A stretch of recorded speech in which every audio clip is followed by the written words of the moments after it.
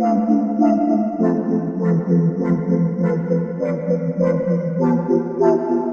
in, ladies and gentlemen, to MBR, or as we like to call it around here, Nothing But Rants, the show where I find topics that I'm oddly passionate about and I pontificate upon them. These are not hot takes, but rather takes that I'm hot about.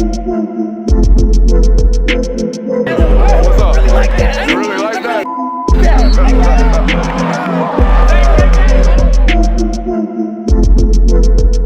Let's shut up and grab. What is up, ladies and gentlemen? Welcome in to the Film Guy Network on a fabulous Sunday afternoon. It is college football season, which means, of course, Sunday, 12 o'clock live right here on the channel. We are giving you live reactions, okay, to what happened during a chaotic week 2 of college football. It is Sunday, and I got to be honest, it's the Lord's Day, but I was feeling a little bit prophetic.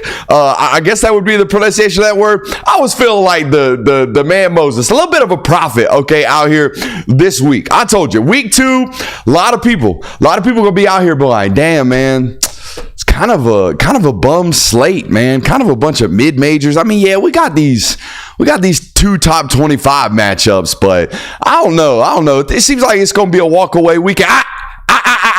Boy, you're wrong. The college football gods was out here like, you know what this world of college football needs today? A little bit of chaos. And that's exactly what we got this weekend, man.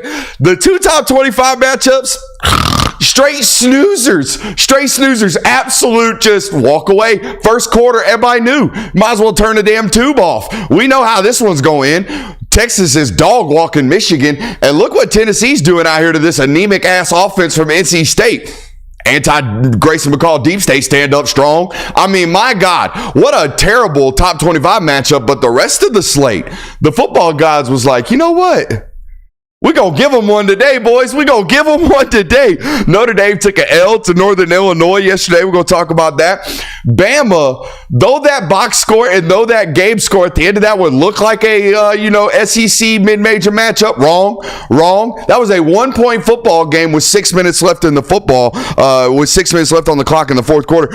Penn State about took an L to Bowling Green in what was one of the most aesthetically awful football games I've ever seen. You got Penn State's blue and whites, and then you got Bowling Green looking like a Walmart version of the Cleveland Browns out there, and it was bad football. Actually, it was kind of entertaining to everyone's surprise. We thought Penn State was kind of handle their business after handling their business last week against West Virginia. Bowling Green goes up there and puts up a fight. It wasn't an actual offensively an issue for Penn State. It was more defensively an issue. Oklahoma struggled with Houston. A 16-12 final popped up on the ticker at 11 o'clock last night in that football game, and I was like, interesting. We will be taking a look at that one. I don't know if y'all noticed, but Buddy from San Jose State, who is now Buddy from Arizona, Buddy from San Jose State needed a fourth quarter to beat Northern Arizona. First of all, didn't know Northern Arizona existed. No offense to the fighting Northern Arizonites. But also definitely didn't know they had football. I thought that was the University of Phoenix out there playing football. Nope. Giving Buddy from San Jose State a fourth quarter fist fight. We were rooting for chaos this weekend. And oh, by the way, my boy Scabbo put the whole entire Amish community and Arizona State's football team on his back late last night. It is a loaded football game. We got our loaded football show for you guys today. It is Sunday Reactions, and I want to ask you guys to go ahead and hit that thumbs up button, like, subscribe, rate, review. If you're in the chat, fire off. Let us know what's going on. Let us know what your primary takeaway was from this weekend. Do so as well in the comments if you're watching us on rewatch, right? If you're watching us on demand, thank you for being here. Would like you to show up live, though. Not going to lie to you. Would like you to show up live. We are live on Sundays at noon. We are live Monday through Thursday, 8 o'clock to 10 o'clock. Those are all Eastern Standard Time zones. The only way it ought to be, right? Anyways, got a great one for you. I want to talk first and foremost about this Texas and Michigan football game. Big noon kickoff, right? 31-12. Texas walks away with it and kind of handles this one. And honestly, I think if you really watch the prediction shows, man, we were on one this week. We really kind of hammered out how these things were going to play out. I think they played out to the extreme of our predictions. But if you go back and listen to some of the stuff we talked about last week, this is exactly how we kind of, at least this football football game exactly how we kind of thought it was going to lay out. I actually predicted it 34-17 Texas in this one, and like I said, it went about as well and as exactly how I thought it was going to for Texas. Quinn Ewers played, I would say, well. I think there's a lot of national talking and pundits about how great he played, and he played really, really great on third down, and I thought he extended plays really, really well. But I thought the most important thing that Quinn did on Saturday was he protected the football. 24-36 for 246. Not an eye-popping, performance from him, but none. Like I said, the most important thing was going on the road and protecting the ball as a quarterback. I think that he showed real growth in that, in that department. Last year, their most critical loss, I thought, in the middle of the season last year was that Oklahoma loss. He had two very uncritical or uncharacteristic turnovers early in that football game. This was not the case in this one.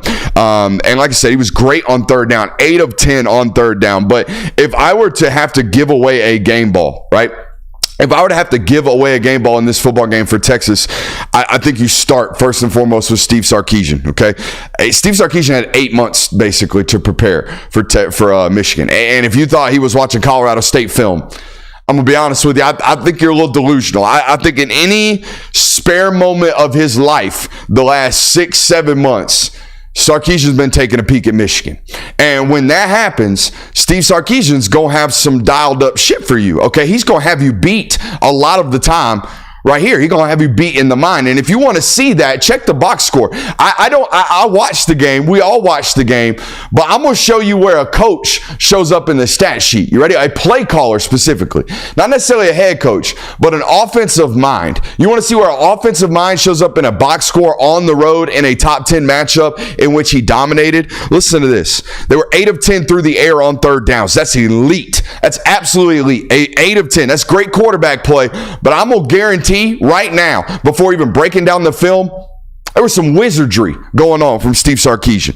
They had a 13-play drive to open the football game. Now, they missed a field goal. There's some red zone inefficiencies there. There's some lack of execution in the red zone. However, 13 plays to open the ball game the first time you touched the pill, buddy, you were dialed. You were dialed in. You had an absolute game plan. That's 8 months. That's the coach showing up in the box score. They had 1 3-and-out in this football game. On the road, big house, 1 3-and-out. That's the coach. That is a play caller by design, winning that football game on the road. Guys, they had 3 drives of 10-plus plays. We call that matriculation, fam. That is matriculating the football down the field, okay? And by the way, you know this, did so without his best back. They managed to run the ball for 143 yards on 32 carries. Now, granted, about 53 of those came from one play on Ryan Wingo on an end around, which, again, perfectly dialed play call. Knew exactly when to call it, knew exactly the formation he needed to get into. I guarantee you, if I really, really evaluated it and really, really grinded that tape, which, oh, by the way, we will do this week. We're going to be watching Texas, I already know. So when I go to watch that, I guarantee you he showed that formation 2 or 3 times before. I guarantee you he showed the inside or the stretch zone to the boundary 3 or 4 times before. I guarantee you that play was absolutely pickpocketed and set up and designed to be an explosive late in the football game. Okay? I don't have to know that. I don't have to look to know, but I can almost guarantee it. Because that's what great coordinators do, especially when they have 8 months. And that's what we told you. I felt like this week, when you're this anemic on the offensive side of the football, we're going to get to Michigan here in a second, but when you're this anemic on the offensive side of the football and the other guy is not, first and foremost, but the other guy had 8 months to beat you, you're cooked. I thought you were cooked going into the football game. It played out exactly like I thought it would. Let's talk about Michigan, man. Alex Orji must absolutely wet down his leg in practice. Absolutely just let it go. Just let the bowels loose in the midst of their practice facility.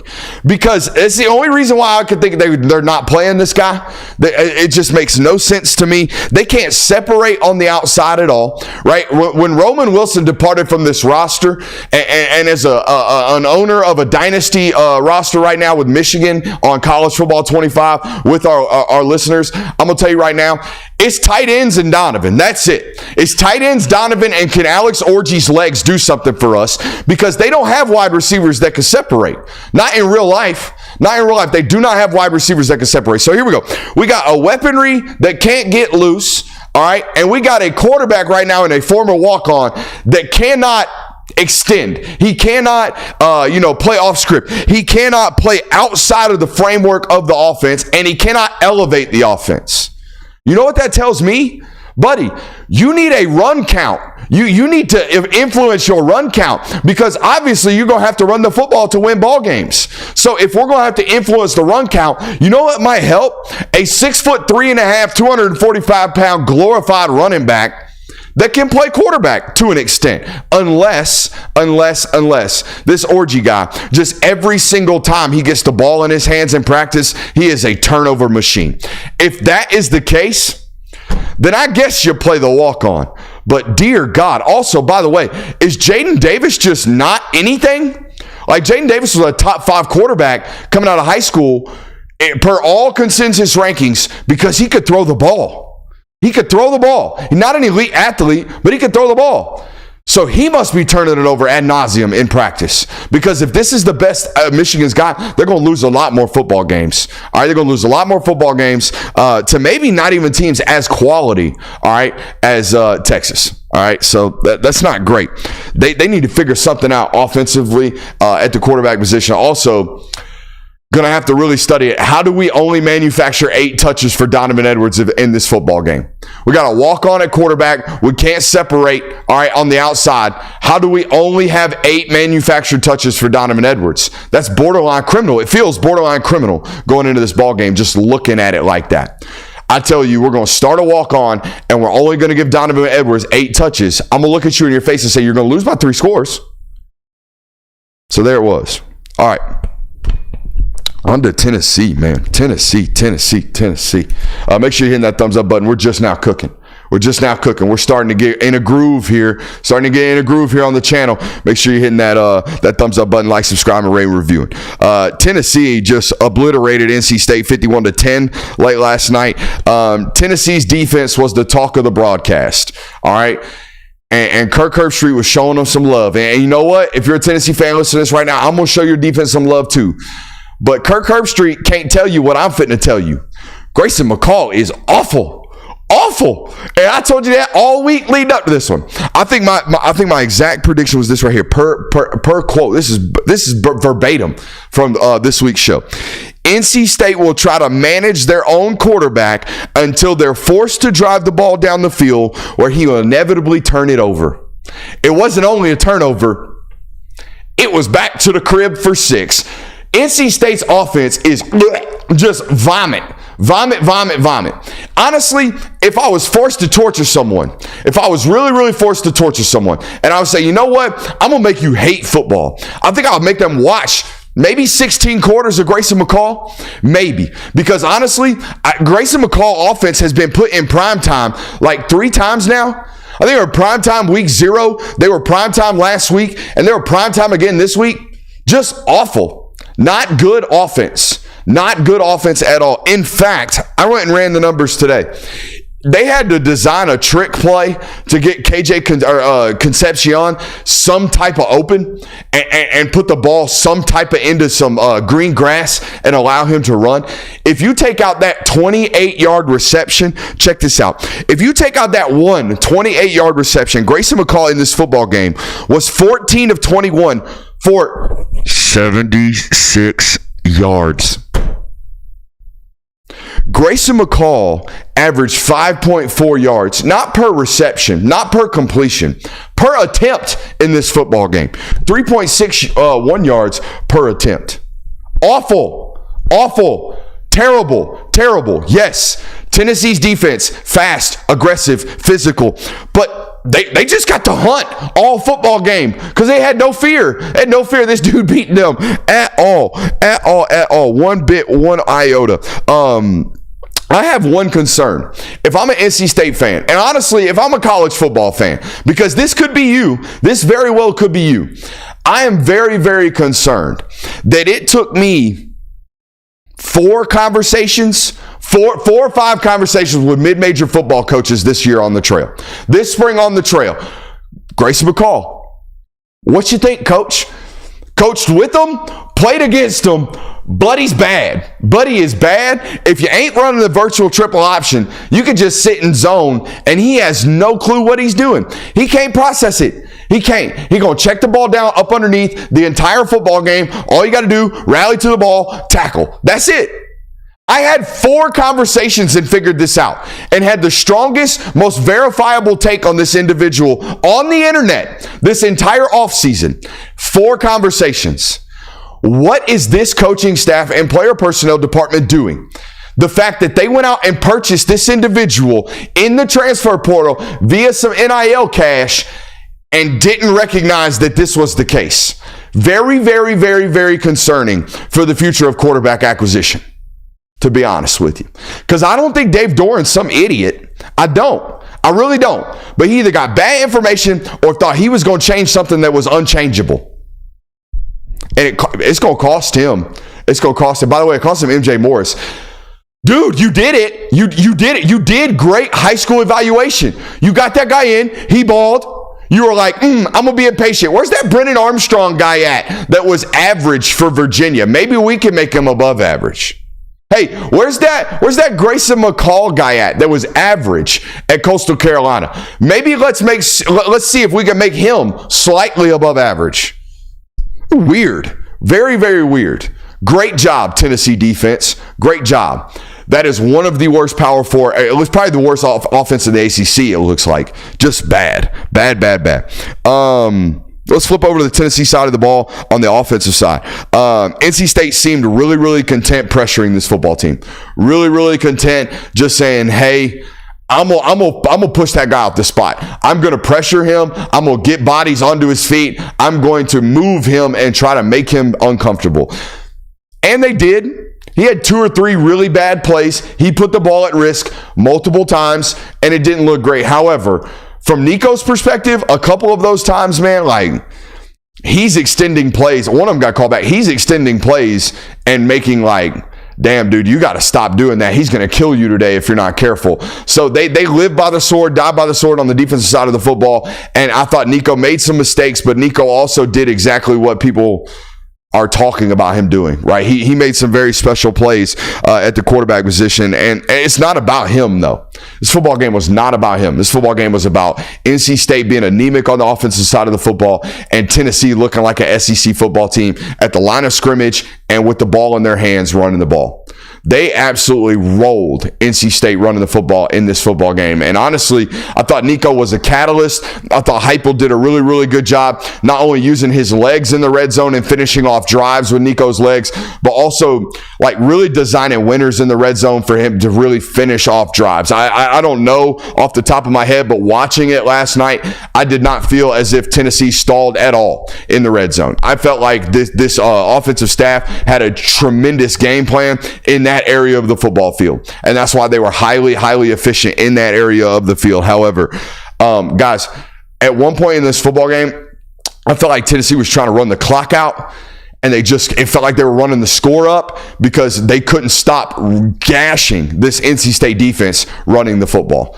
All right, I have it right here. 249 rushing yards on 44 attempts. Guys, Tennessee looks to have a really, really good defense. Are they great? I don't know yet. I think they're going to be crowned as great. I think people are going to talk about them as great. I think NC State's offense is horrible. Okay, so outside of the Concepcion play, did they design a single route longer than 15, 20 yards down the field that wasn't based off play action boot? I'm going to tell you no. Everything was 5 yards or under. I don't do Pro Football Focus, but I would love to go check out the average depth of target. It was so bad. So I'm not even going to throw praise on it. I am going to say that defensive staff clearly has them hunting the football. They don't run to contact. They run through contact as a defense, and it was fun to watch, but I'm not doing the rest of that praise on that defense just yet. Again, I think the idea that they are definitely really, really good on defense, maybe great, all right, and they can run the football, and they have really, really talented quarterback play. But those first two things are the most important thing in this conference. If you can't run the football and you can't play defense, you will not be great in this conference. They can do both. They can do both really, really well. So those were the top 25 matchups, and they smoked that ass. So let's talk about some of these strugglesome appearances on Saturday, starting with Notre Dame. You know what's funny to me? I think it's really, make sure you're in that thumbs up button. I think it's really, really funny to me that Northern Illinois, like all of us, was just sitting there last week and they're like, you know what? I like this game plan from Texas A&M. I like this defensive game plan. You know what the game plan is? It's the game plan called, hey, Riley, hey, you wide receivers. Y'all ain't shit. Y'all ain't shit. Y'all ain't nothing. Y'all ain't gonna beat us today. So you know what we gonna do? We're going to walk up in your face. We're going to crowd the box. We, Northern Illinois, are going to stuff you right here in this here box because you, Notre Dame, cannot beat us, Northern Illinois, in the weaponry department. That's it. That was it. That was the whole game plan. And by the way, if Northern Illinois thinks they can duplicate Texas A&M's game plan, ain't a soul on that schedule that don't think they can either. My God, it was like, hey, how y'all like my new defense? The new defense is you are terrible on the outside. And by the way, I think all offseason, I snuffed them into the playoff. I felt weird about doing it, but the schedule was so awful. I felt like they could do this. But the whole offseason, we were all like, dude, Bo Collins, that's it? Like, y'all going to have to find out a way to make Jeremiah Love a convert wide receiver, essentially, because y'all have no weapons. Zero. Y'all got a great defense, and that's awesome, but you have zero weapons. And you know what happens when you have zero weapons, zero passing game, and can't move the football explosively, therefore can't really move the football consistently through four quarters? You know what's going to happen? Teams are going to walk the box down on you. They're going to box your ass, and you're one explosive away from losing this football game. And that's what happened. They gave up an 80-yard pass play to Northern Illinois in this football game, and it was over. It was over. I don't think Illinois sustained a drive longer than 7 plays the rest of the game. The rest of the game. They managed to matriculate the ball into field goal territory, kicked a couple field goals, got that one explosive early in the football game. OV.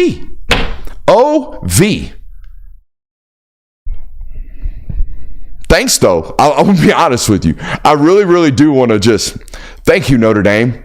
Thank you for not making me have to go through 10 weeks of just pretending to think you could Baltimore Ravens 05 your way to a college football championship. So thank you.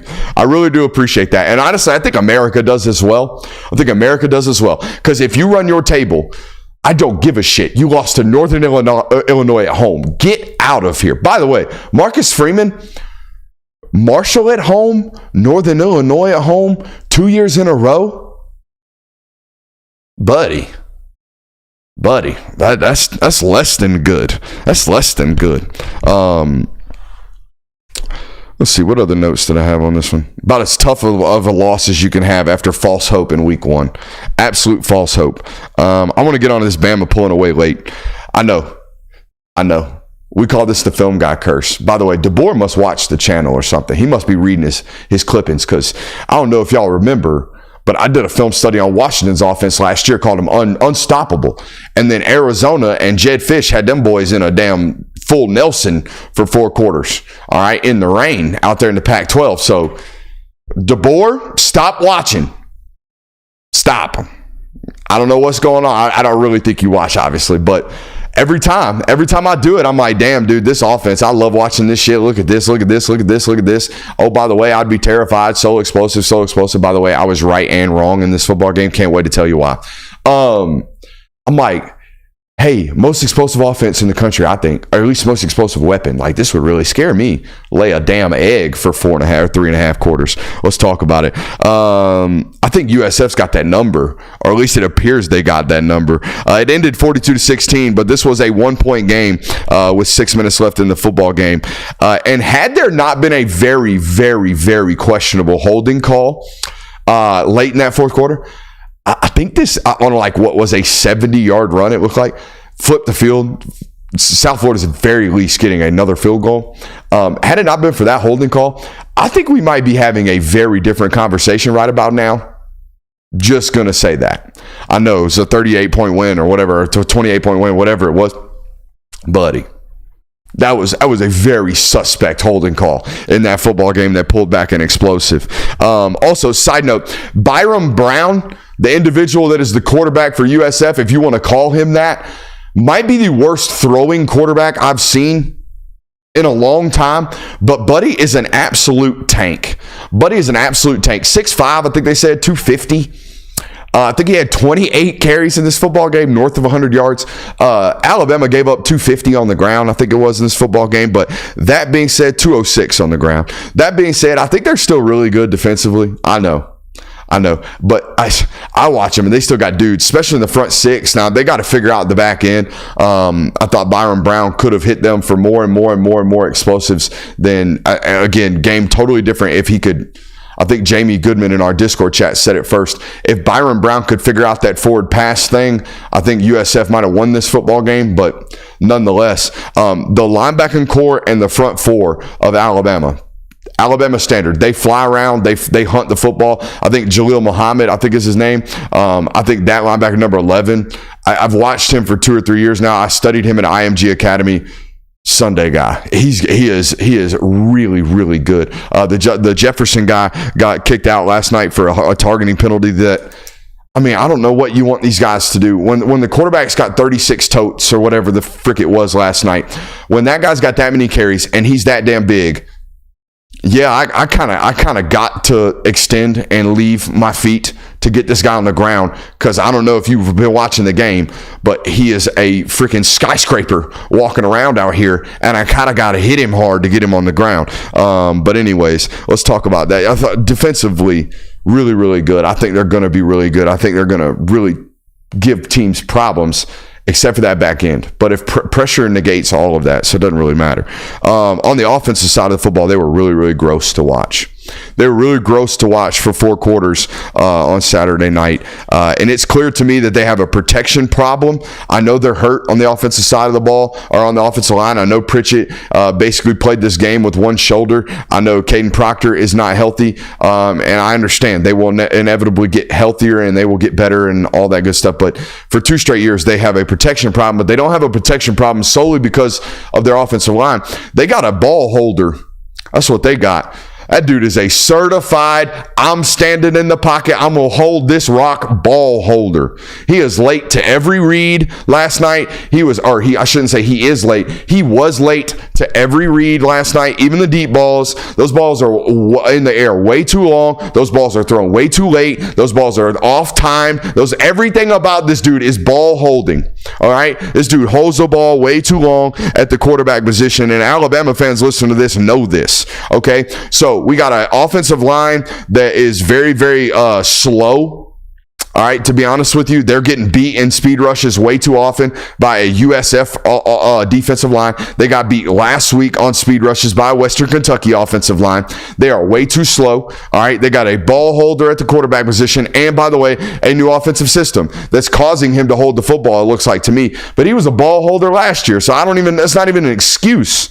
All right, it's not even an excuse. That was the bad Milroe. I think the only reason that they won this football game, apart from maybe a suspect hold and some explosives late in this game that we're going to talk about, the only reason they managed to win this football game, despite the fact that was the worst version of Jalen Milroe I think you'll see all year, or potentially all year, or at least the worst version of it. The only worser version of that is if Milroe turns the ball over. And he managed to play like absolute dog doo-doo last night. Offense looked constipated for 3.5 quarters, and he didn't turn the ball over, apart from a fumbled snap, which I want to address this.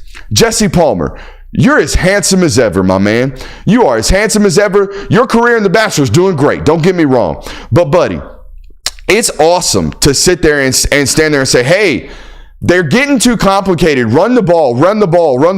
Just run him. Buddy, we're playing USF at home. If I'm not trying to grow, if I'm not trying to get better, if I'm not challenging my quarterback right now, while definitely still trying to win the football game, when the hell is this guy ever going to progress? You know what I mean? Like, if we're not going to challenge him right now, if we're not going to still try to play within the system and not placate to what we have to do in this football game and just revert to the things that we can do, if we're not going to challenge ourselves against USF, where in the hell on this schedule are we ever going to do it? So if I were an Alabama football fan last night watching that, I would look at that and go, well, man, I saw a football coach that was really, really adamant on still trying to test his football team until he was winning. All right. And if I were an opponent watching that football game last night, and especially opposing fan base, y'all sitting there and y'all going, hell yeah, USF. Man, Brooks is an idiot. Brooks is an idiot. Oh, whoa. He was telling us this offense is great. What's going on? Bama looks like shit. Milrow's awful. Buddy, they scored 21 points on 3 plays last night in the end of that football game. And that was my whole point. That was my whole point on the film study. This team, extremely explosive. This team is Golden State, guys. Golden State, the Warriors, when you played them in their prime, you could be down 9 points and it didn't matter. It was 2 stops away from a tie football game. Or a tie basketball game, because they could score 9 shots. They could score 9 points on 3 shots. Alabama scored 21 points on 3 shots last night in under 6 minutes, and they walked away late in this football game. A 46-yard pass, or 43-yard pass play to Ryan Williams, who, by the way, again, another explosive touchdown pass that I was like, buddy, he should have been tackled 3 times. What in the shit is going on? It was a 9-yard hitch, took it to the door. If they can do that, just like the Jam Miller 56-yarder, the Justice Haynes 29-yarder, I know USF constipated for 3.5 quarters. All of a sudden, light turns on, 21 points on the door. Yeah, USF, great game plan. If you can get after him, you can keep him in the pocket, you can make him look like shit, you can constipate this offense. Yes, you blink of an eye, they scored 21 points, and they got 42 on the board, and you're like, what's going on? Because guys, they're the most explosive team in college football. Now, they might be the most shitty team in between those explosives the rest of the game, but they're still explosive. Oregon, yo, we need to talk. I love the coach speak after. We'll take a 3-point win. Win's a win. All that good stuff. I'm here. I'm here for you, Dan Lanning. I am here, but sheesh. I don't know about you guys, but I felt like last night watching that football game, Oregon wins 37-34, last second field goal. I felt like every single time Oregon had the football, they were either having an explosive run called back for a hold, or they had a wide open, butt-ass naked wide receiver running down the field, and Dylan Gabriel couldn't hit the sumbitch. I don't know what was going on. But I said it in the Discord last night. I feel like Oregon is the most trash explosive team in the country. Like, they are just, offensively at least, they are explosively trash. That's what they are. They look so good. Not even on paper. They look so good on film. And it's flags and just, how you missed that? How you missed that? I felt like obviously if it weren't for the special teams touchdowns, bad night for the special teams, don't matter crowd. I'm here for you. I get it. By the way, he definitely dropped that ball for the end zone. Oregon guy picked it up, so it was null and void. But if the special teams don't pick up here, they lose this football game. You guys know this. But man, I might be crazy, and I know I am. I think I'm crazy.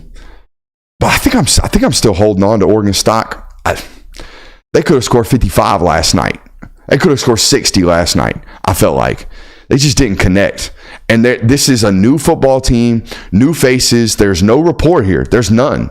There's no rapport. They are finding it out on the fly, and they're managing to win football games. They got 3 weeks to figure it out, plus a bye. They got 3 games and a bye week to figure it out and start to peak before they play Ohio State. And I think there's an opportunity for them to do that.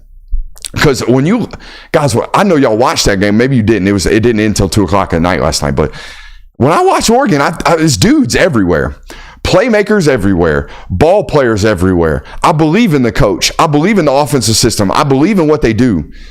They just ain't connected right now. Something's just missing. And again, when I watch them on tape, when I've watched them physically, I do believe in them. Offensively, defensively, let's flip over to the other side of the football. Boise State's game plan. Here you go. You ready? let's, as creatively as we can, run Ashton Jeanty on 1st and 2nd down. If that don't work, chunk it. That's it. That's it. Now, they do a great job at like really, really creatively running. They give this man the ball in every form and fashion. I saw the eye last night. I saw 12 personnel. I saw 11 personnel out of spread. I saw outside zone. I saw inside zone. I saw power. I saw counter. Everything that there could be for a run game scheme, they throw it at you. Now, there's no doubt about that. But I did not see 40 attempts from Maddox Madsen in this football game. That's crazy work. Crazy work. 40 attempts in this football game. I think it was 17 of 40. 17 of 40 in this football game. I love this Jeanty cat. I do. And I said it earlier in the week. I said Jeanty has a chance to win the Heisman in week 2. And by the way, the Peacock broadcast. If you're gonna stranglehold me, if you're gonna hold me hostage to watching your programming, if you're gonna buy really big marquee football games, buddy, figure the shit out. I'm allowed to have technical difficulties. I'm allowed to have a stream drop. I'm allowed to have a blackout in the middle of my stream because I am self-operated. Ain't nobody up in this bitch. This is mom's basement. We built this hoe. Ain't nothing. Ain't no help here. But you are Peacock. You are an NBC affiliated company. You have got all of the power in the world. And don't do the bullshit about, oh, it's test run first time. No, it's not. No, it's not. You've been holding me hostage for weeks now. I mean, audio glitching out, stream dropping, middle of the shit. Y'all gonna force my hand to watch football on your broadcast, and you're gonna pay Andrew Siciliano to do it. Buddy, please, you're not allowed to have technical difficulties. You're not. I love Jeanty's pace. His pace is phenomenal. His ability to, he's in and out of the gas really, really well. Really, really well. 25 for 192, 3 tuds through 2 weeks. I got a sweat going right now. By the way, I got cooked yesterday at that football game. Through 2 weeks, 45 for 459, 9 touchdowns. Averaging 10.2 yards per carry. Insane. I call this the I just want y'all to know portion of Sunday's broadcast. I just want y'all to know that Arizona may be 2-0. They may be 2-0. Buddy from San Jose State has started out his career at Arizona 2-0. But Buddy from San Jose State needed 4 quarters. Needed 4 quarters to beat New Mexico and Northern Arizona. I done taken my stabs in Northern Arizona. I done made my jokes about the University of Phoenix scapegoating a football program out there with Northern Arizona because you got to do something with the money. But what? It was 22-10. I look up, it was 17-7 at one point in this football game, I think. Or maybe 10-3. Northern Arizona had a stronghold of a lead midway through the second quarter of this football game. But for San Jose State, watch out now. Watch out now. Also, I talked about it at the top of the show. My Amish brethren, my boy Scabbo. I told y'all about Scabbo last week. I said this is the definition of a college football player. I love me some Cam Scabbo. I mean, Scabbo, you better stop doing that. You know what I mean? Scabbo, you making me feel some type of way.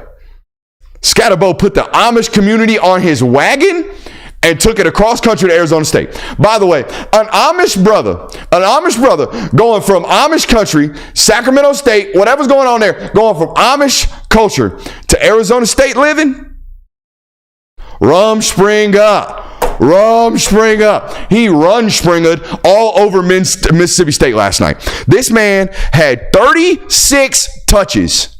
36 touches. I think they took 65 offensive snaps. They took 36 touches to this man, 297 total yards. By the way, built like a fire hydrant. Built like a bowling ball. I mean, a rolling ball of butchering knives is this human being. If you told me Cam Scabbo was 5'7", 235 pounds, I wouldn't put it past him. I would not put it past him. There was a Mississippi State defensive tackle last night that had his soul taken by a 5'6" Amish brother, all right, in Arizona State. All right. He's like, oh. Dude thinks he's about to make a tackle. He thinks he's scraping over the top of a offensive lineman. Can't see little Scabbo, because how could you? 5'6" bowling ball.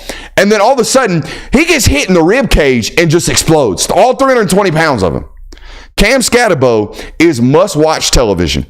Arizona State is must-watch television. I don't know what's going to happen in the Big 12 this year. I do not. But I love me some Kenny Dillingham's fighting Arizona Scabbos. I love this football team. I love Kenny Dillingham because of this right here. Kenny Dillingham about 5'7". Kenny Dillingham about 5'7". I don't believe Kenny Dillingham has a former football player's background. I don't. I think Kenny Dillingham was a student at Arizona State, found his way onto a coaching staff somehow, and then became an offensive analyst genius. Worked under Malzahn, went to Memphis under Norvell, went to Florida State under Norvell, went to I think Oregon right after that, went from Oregon right to Arizona State as a head football coach. He's 34 years old, and Kenny Dillingham is the definition of short man syndrome.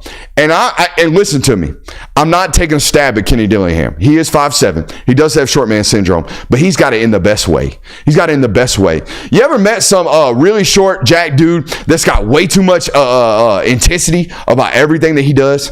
Kenny Dillingham is that guy. And by the way, his whole entire football team plays exactly like Kenny Dillingham's short man syndrome.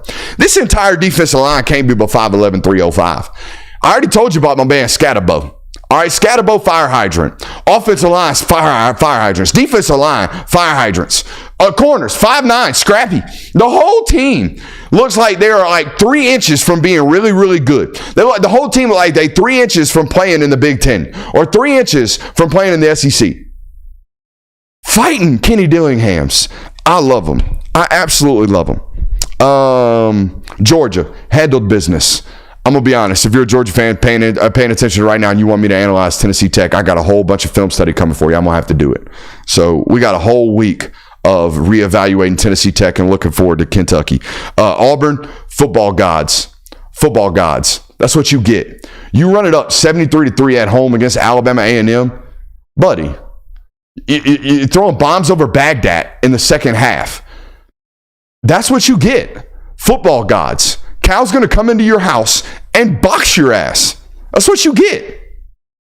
You can't do this shit, man. You cannot go out purposefully. And I'm not saying he did that. But if you look at it, 73-3, you never once called the dogs off. Never once. Buddy, I watched Kirby Smart yesterday. The only thing he did yesterday was call timeouts and with a minute left to get a 2-minute situation. You know why? Because he wanted to practice it. He treated that like a glorified practice. The last thing he was going to do was embarrass that other football coach. Not only did they take a running clock in the second half, it was a 10-minute fourth quarter. Those are options that he's presenting to the other football coach. Hey, you can get out of here without me killing you. And instead, we look over at the box score, and Auburn's running up 73 on Alabama A&M. The football gods are going to curse you the next week. That's what you get. That's what you get. That's it. I ain't even got to get into super analysis on that. Football gods. Fran Brown, talk your shit. Talk your shit. But Fran Brown, y'all better show up every week. Y'all better show up every week. Because I would imagine Brent Key got football friends too. Now, I'm here for you. I am here for you. I'm with you. If a football coach who knows you, like this was the Fran point, like, you know me. Why are you talking about I want to get into a fight for 4 quarters? You know where I come from. You know what I'm about. You know what my tree is. We are aware. We are very acute and very aware of one another. Why are you telling people that you want to fight? Why are you acting like you're going to walk up here, roll the ball out, and run all over my football team? I'm tough. We're tough. I coach tough. We ain't about none of that play shit. And you think you're going to talk about me like that and my team? And I love that he came out here and said that. And by the way, go watch that press conference and look at his hands. Look at Fran Brown's hands when he's talking. Listen to his voice crack. He was pissed. He took that, and he said it. He took that very, very personable. When he was talking about his football team that way, that was personable to him. And they came out and played that way. Shout out to that. Also want to give a quick shout out in the inverse. Sammy Pittman, man. Sam Pitballs. How you open up a can 21-0, quarterback go for over 400 yards, and you lose in double overtime? How you hop out to a 21-point lead on the road, hold Ollie Gordon, by the way, to under 80 yards rushing, I think, just boxed Ollie Gordon and lose? I got to go watch. I'm going to have to go figure out how you managed to do that. Damn, that's a tough one. That is a tough loss, bruh. Tough loss right there. Sorry, Sammy the pit boss. That's unfortunate for you guys. Hey, a lot of people watching this broadcast right now. A lot of people. All of you guys are not subscribers. If you have not already, please subscribe to this channel right now. Hit that thumbs up button. Do all that good stuff. Support the channel however you did. That right there, that's 45 minutes of straight gas in your ass. We do this every single week on Sunday. And by the way, if you like the takes, they're just like this for 2 hours straight, Monday through Thursday. All right. We appreciate you guys for being here. We love you. We'll see you tomorrow.